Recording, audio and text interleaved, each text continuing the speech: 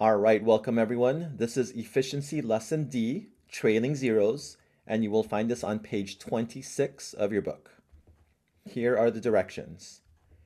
Each problem in each row uses the same two numbers. Use a working space to add, subtract, or multiply as indicated. Use or omit trailing zeros appropriately. Final answers should have no trailing zeros. So you'll notice for each of these rows, in row A for example, it has the same two numbers, 6.0 and 3 times 1, 3.14, 6.0 and 3.14, 6.0 and 3.14. The only thing that changes is the operation. So in this problem, we have multiplication, here we have addition, and here we have subtraction, and each of these have different rules. So let's go ahead and write down what those rules are. In the instructions, go ahead and underline add and subtract, and then underline multiply. And we need to decide for each of these operations, are we going to use trailing zeros, underline, or are we going to omit them, underline? So let's go figure out what the rules are for adding and subtracting, as well as what the rules are for multiplying. The rule for adding and subtracting decimals is to use trailing zeros. Write it down. Write down use trailing zeros so that the decimal points line up.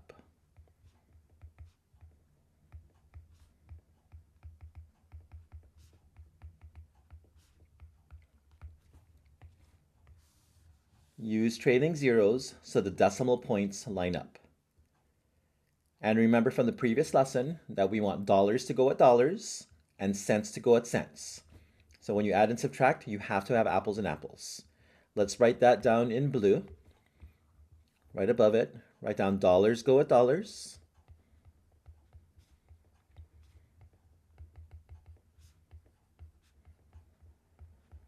Period. Next, cents go with cents.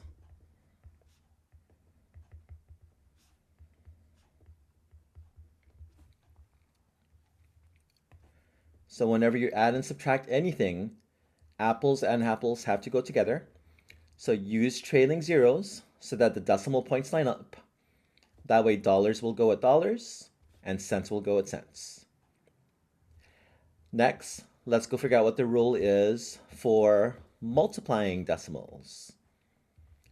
So we know for adding and subtracting, we're going to use trailing zeros, underline use, right over here.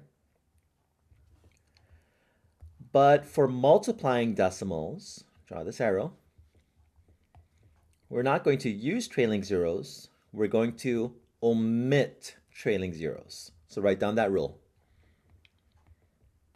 Omit trailing zeros.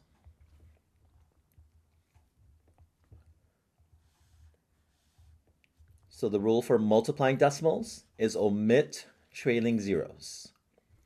You can keep them if you want to, just like we did in the previous lesson.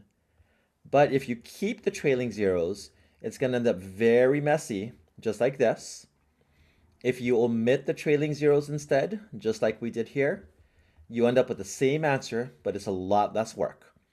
So we're going to use this rule. We're going to omit trailing zeros whenever we multiply decimals. So going back to our lesson, the two rules that we're going to be using for addition and subtraction, we're going to use trailing zeros. For multiplication, we're going to omit trailing zeros. So we'll do row A and row B together. And then row C and D, you're going to do those on your own. So here is row A. The first thing that you want to do is always touch the operation first because it'll tell you which rule to use. So for this problem, touch the multiplication operation. And you can see that the rule for multiplying decimals is to omit trailing zeros. So this trailing zero right over here, you can go ahead and omit it, cross it off. And now you made the problem a whole lot simpler. It's 6 times 3.14. And it's multiplication, so I can put either one on top. I'm going to put this one on top because it has more digits. So write down 3.14 times 6. And let's go ahead and multiply. 4 times 6 is 24. 1 times 6 is 6. Touch 2 more gives you 8. And then 3 times 6 is 18. We're not done yet. When you multiply decimals, you have to count all the numbers, all the digits that come after that decimal point. So touch the decimal point, and we're going to count all the digits that come after that decimal point. Just count scoops. Touching the decimal point and counting, we have 1, 2. So 2 scoops. Same thing in the answer, but going the other way. 1, 2. That is where the decimal point belongs. Write it down. And your final answer for this problem is 18.84. Next one, the middle problem. We have 6.0 plus 3.14. Always touch that operation first because it'll tell you which rule to use. So the rule for addition is we're going to use trailing zeros so that the decimal points line up.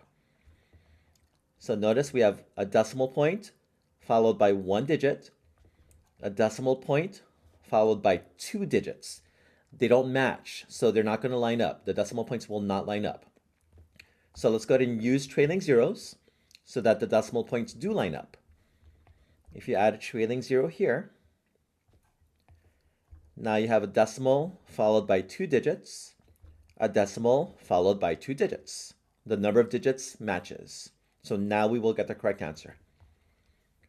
Go ahead and write down 6.00, and I'm going to color code, plus 3.14. And notice how now these 2 decimal points, now they line up perfectly. And you can also write the decimal point in the answer right over here. And since the decimal points line up, dollars will go at dollars, cents will go at cents. We have apples and apples. So you go ahead and figure out what the final answer will be.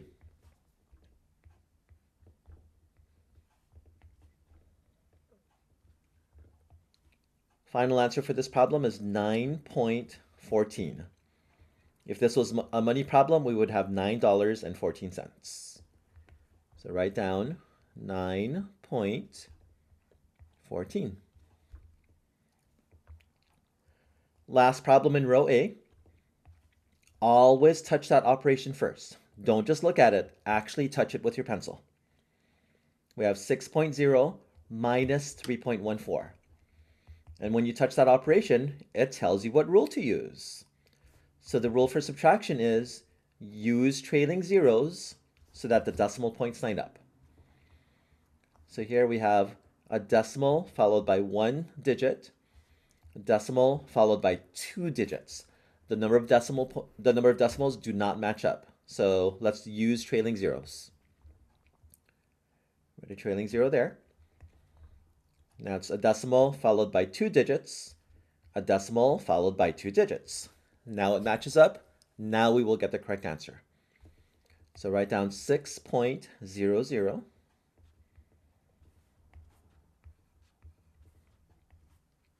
minus 3.14.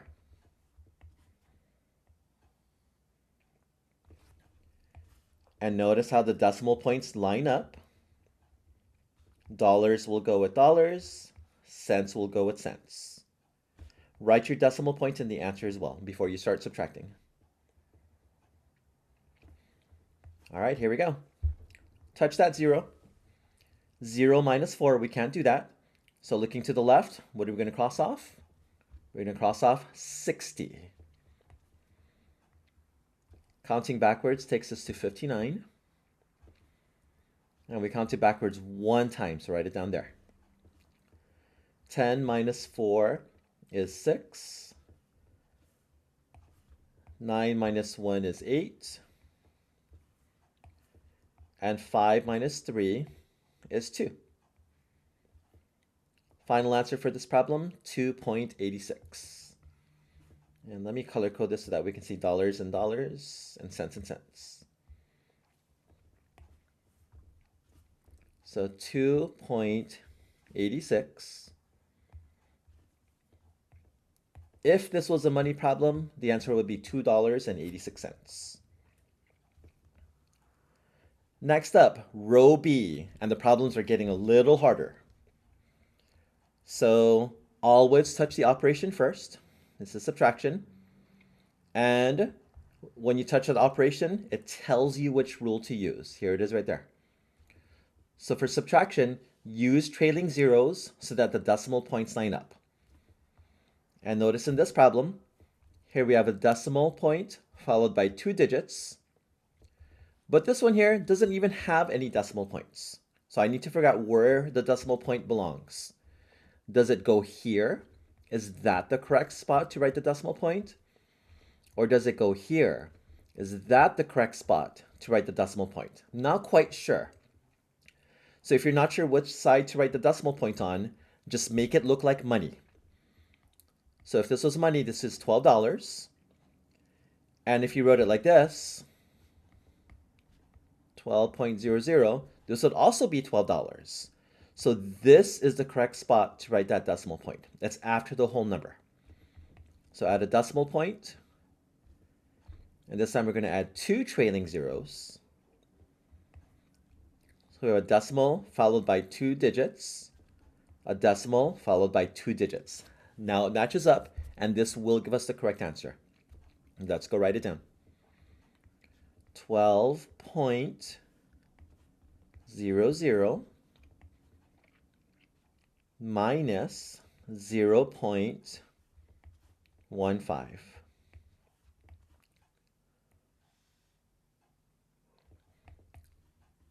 Look at both decimal points. Notice how they line up. So we have dollars going with dollars, cents going with cents. So whenever you add or subtract, you do have to have apples and apples, just like this. So write your decimal point in the answer as well. And let's subtract. Touch that 0, don't let go. 0 minus 5, we can't do that. So looking to the left, what are we going to cross out? And we'll cross out 20. Counting backwards takes you to 19. And we count it backwards one time. 10 minus 5 is 5. Oops, I'll do that in blue. 9 minus 1 is 8. 1 minus 0 is 1. And 1 minus nothing here gives you 1. So final answer, 11.85. Write it down. If this was a money problem, our answer would be $11.85. Second problem in row B. And again, always touch that operation first. Don't just look at it, actually touch it with your pencil, because it'll tell you which rule to use. So what's the rule for addition? And it looks like the rule for addition is use trailing zeros so that the decimal points line up. So I have a decimal followed by 2 digits. This one doesn't even have any decimal points, so does it go on the left side over here? Or does it go on the right side over here? Remember, if you ever get stuck, just make it look like money. So that's $12. And this is also $12 right there. So I know that this is where the decimal point belongs, after the whole number. So write down 12.00. Decimal followed by 2 digits. Decimal followed by 2 digits. The number of digits matches, so now we will get the correct answer.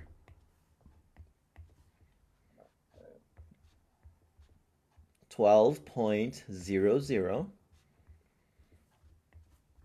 plus 0.15.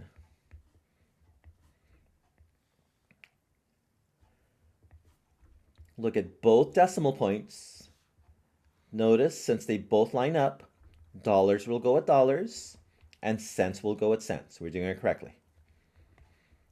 Write your decimal points in the answer first before you start adding. Go ahead and solve this on your own.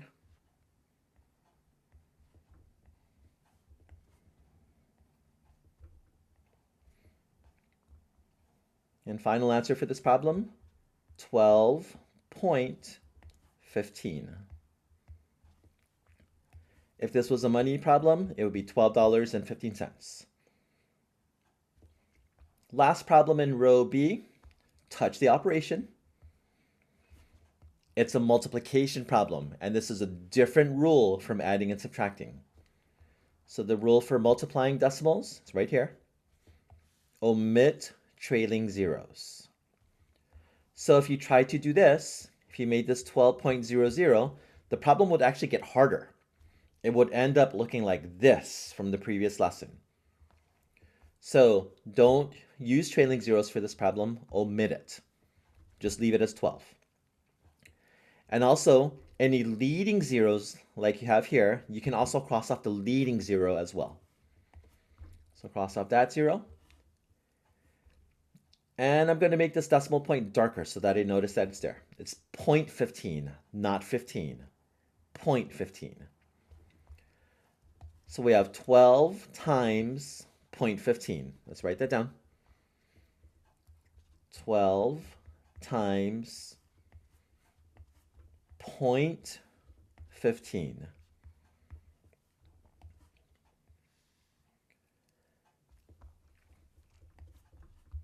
Circle that 5, touch 2, and let's start multiplying. 2 times 5 is 10. 1 and 0. 1 times 5 is 5. Touch one more, that gives us 6. All right, we're done multiplying by 5, so cross it out. Go straight down and write your placeholder. I'm going to make it dark so I know that this is my placeholder. And this regrouping up here, you can also cross this off right there. All right, touch 2, and let's start multiplying. 2 times 1 is 2. Go straight down to write it down. 1 times 1 is 1. Let's add it up.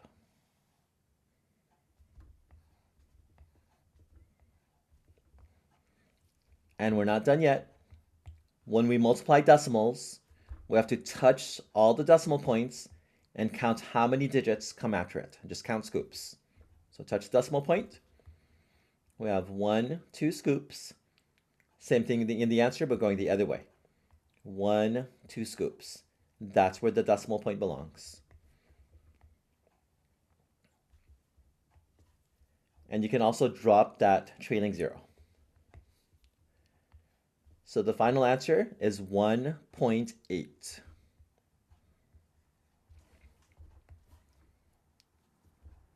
If this were a money problem, I would add back the trailing zero, and your answer for this problem would be $1.80. But for this problem, you can just leave it as 1.8. All right, row C and D are going to be on your own. I'm just going to help you set it up, but you're going to solve these problems by yourself.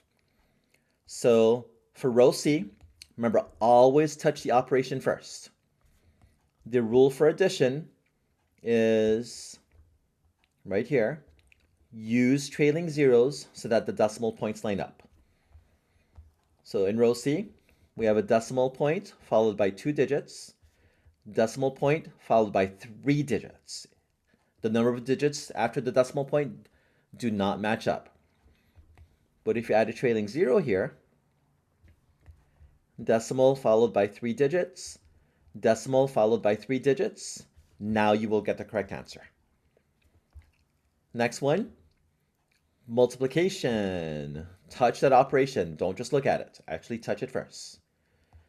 The rule for multiplying decimals is to omit trailing zeros. So before you start multiplying this, omit both of those trailing zeros. Last one in row C, always touch the operation first. The rule for subtraction is use trailing zeros so that the decimal points line up. And I know from the first problem, if I add a trailing zero here, decimal followed by 3 digits, decimal followed by 3 digits. Dollars will go at dollars, cents will go at cents. This will give me the correct answer. So row C is on your own. Let's take a look at row D, and row D is going to be on your own as well. So always touch the operation first. The rule for subtraction is use trailing zeros so that the decimal points line up. So here we have a decimal point followed by 1 digit. And this one doesn't even have any decimal points. So remember, it's going to go after the whole number right over here. So add a decimal point. And if you add a trailing zero,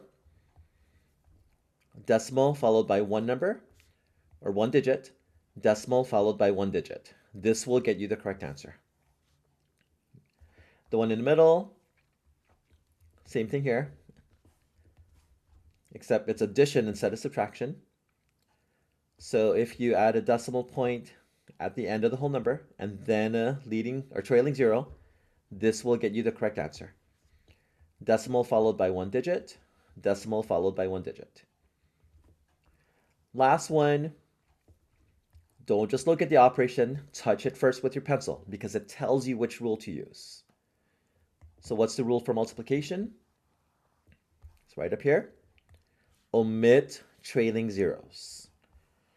So there are no trailing zeros here, so this is fine as is. If you were to add a decimal and a zero here, you're actually making the problem harder. So omit that trailing zero. Just calculate 6.3 times 4, and this will give you the correct answer. All right, so once again, row C, on your own, check your work in the back. Row D, on your own, check your work using the answer key in the back of the book.